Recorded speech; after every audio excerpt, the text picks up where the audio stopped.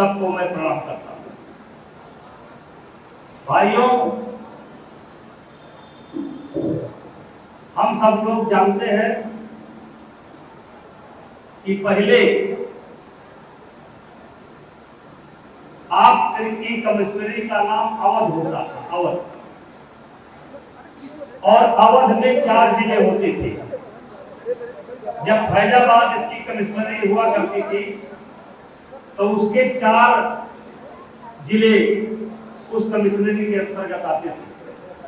एक जिला था बाराबंकी, दूसरा जिला था फैजाबाद, तीसरा जिला था सुल्तानपुर, और चौथा जिला था गोंडा, और 5वां जिला था बहराइच। यानी 5 जिले मिलकर के एक कमिश्नरी बनती थी। तो इस प्रकार से देखा जाए तो प्रशासनिक दृष्टि से भी हमारा आपका संबंध बहुत पुराना है। प्रशासनिक दृष्टि से भी हमारा आपका संबंध बहुत पुराना है। और सरजू के इस पार आप हैं और सरजू के उस पार हम हैं। बाढ़ कैसे आती है आप भी जानते हैं, और बाढ़ में तैरा कैसे जानता है हम भी जानते हैं। भैंस कैसी होती है हम भी जानते हैं, और भैंस कैसी होती है आप भी जानते हैं। केवल नदी का अंतर है, बाकी कोई अंतर नहीं है। भाई, अब आप सब जानते हैं मैं एक सामान्य परिवार में, साधारण परिवार में पैदा हुआ। दुनिया का कोई दुख और कोई सुख ऐसा नहीं है जो मैंने देखा ना हो, और संघर्ष से तो मेरी रिश्तेदारी है। क्योंकि मुझे याद है मैं 16 साल का था और मेरा ही घर गिराया गया। थोड़ा आवाज सुनो। मैं 16 साल का था, मेरा ही घर गिराया गया,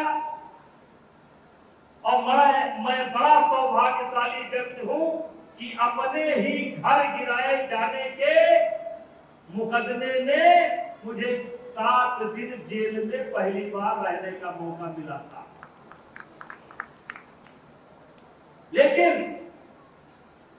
बचपन में या बचपन से इस क्षेत्र के कई ऐसे लोग हैं जो मेरे साथ पढ़ते थे। सब जानते हैं मैं बचपन में ही और बचपन से ही सभी लोगों से कहता था कि भैया, किसी गरीब को कभी मत सताना, भैया किसी शरीफ को कभी मत सताना, गरीब की बददुआ मत लेना, शरीफ का श्राप मत लेना। अन्याय करने वाला चाहे जितना भी बड़ा आदमी हो, उससे टकराने में कभी देर न करना। इसलिए मैं कहना चाहता हूं, किसी ने कहा है आंधियां जहां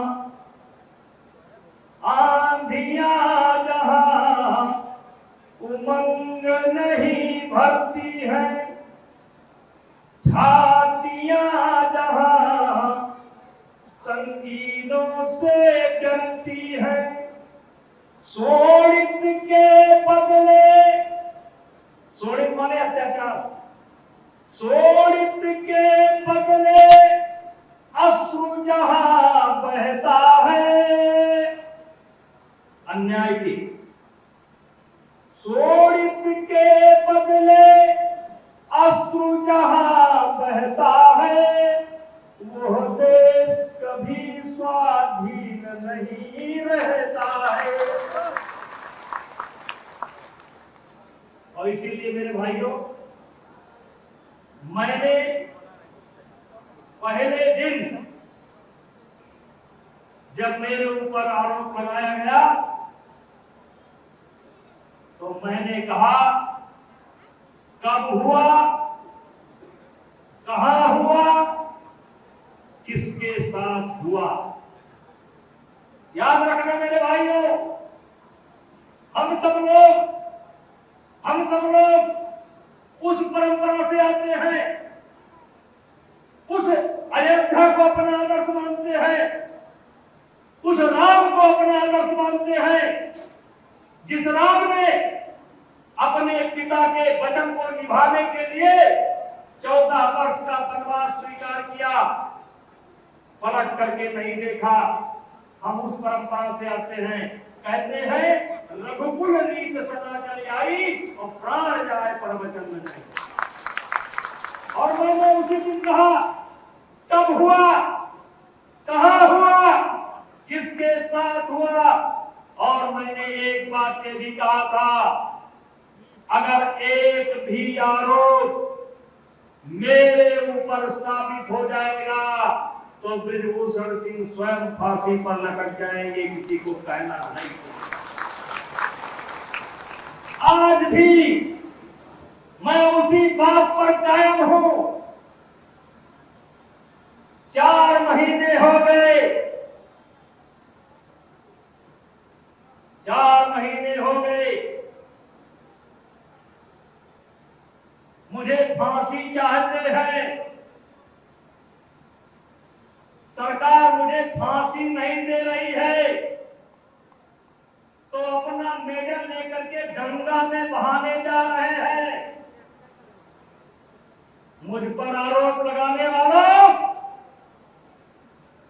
गंगा में मेडल बहाने से बृजभूषण सिंह को फांसी नहीं मिलेगी। अगर तुम्हारे पास कोई सबूत है तो जा करके पुलिस को दो, न्यायालय को दो, और न्यायालय मुझे फांसी देगा तो मुझे स्वीकार है, मैं उस फांसी पर चढ़ जाऊंगा। ये इमोशनल ड्रामा मेरे भाइयों, मैं आपसे कहना चाहता हूं, मैंने आभा में एक लाइन पढ़ा था, एक लाइन, पूरी आभा नहीं जानता हूं, लेकिन एक लाइन कभी कभी याद करता हूं। यक्कई मुदल के जियरा पर चमके 3 लाख तलवार। यक्कई मुदल के जियरा पर चमके 3 लाख तलवार। वाह! लेकिन जब एक बार घूमता हूं तो सारी तलवार नाम में बंद हो जाती है। और मेरा मानना है भाइयों, जब भगवान राम को वनवास हुआ, भरत बहुत विकल हुए, बहुत अधीर हुए कि मेरे कारण भैया को वनवास हो गया। तो गुरु वशिष्ठ समझाते हैं, सुनो भरत भाभी प्रबल, सुनो भरत भाभी प्रबल, बिलखि कहो मुनिनाथ, हानि लाभ जीवन मरण, जस अब जस विधिहार।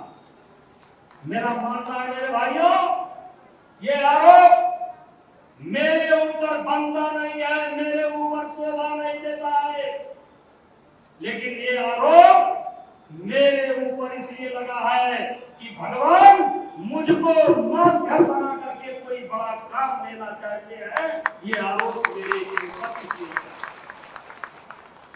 ये आरोप मेरे ऊपर इसलिए लगा, और इसीलिए मैंने निश्चित किया है, आज ये आरोप से न गांव सुरक्षित है, न शहर सुरक्षित है, न विद्यार्थी सुरक्षित है, न नौजवान सुरक्षित है, न संत सुरक्षित है, न अधिकारी सुरक्षित है आज इस आरोप से।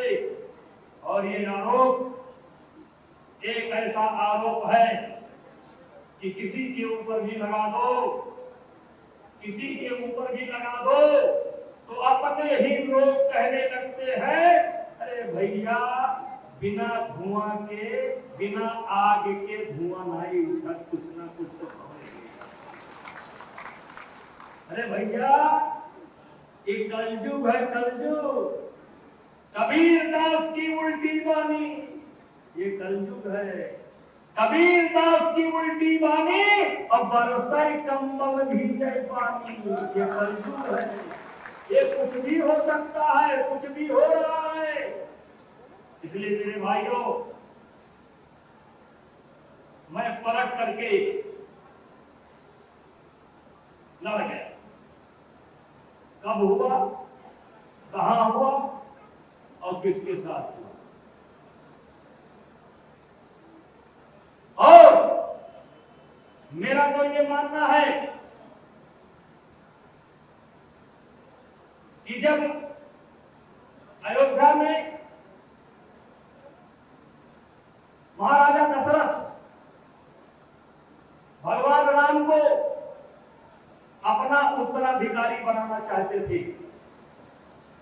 ध्यान से सुनिएगा, भगवान राम को महाराजा दशरथ अपना उत्तराधिकारी बनाना चाहते थे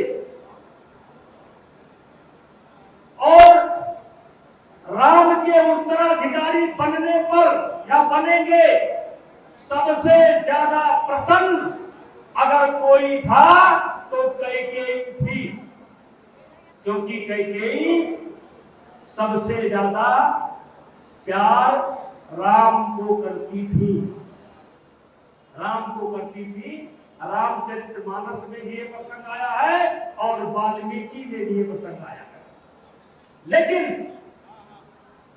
उसी समय मंथरा व्याकुल हो जाती है। मंथरा जाकर के कैकेयी के मन को खराब करती है और कैकेयी को याद दिलाती है कि तुम्हारे पास राजा दशरथ का दिया हुआ वरदान है। उन्होंने तुमको 2 वचन दे रखे हैं, 2 वरदान दे रखे हैं। वो वरदान क्या था मेरे भाइयों? देवासुर संग्राम में देव और असुरों के बीच में संग्राम चल रहा था। उस संग्राम में महाराजा दशरथ घायल हो गए।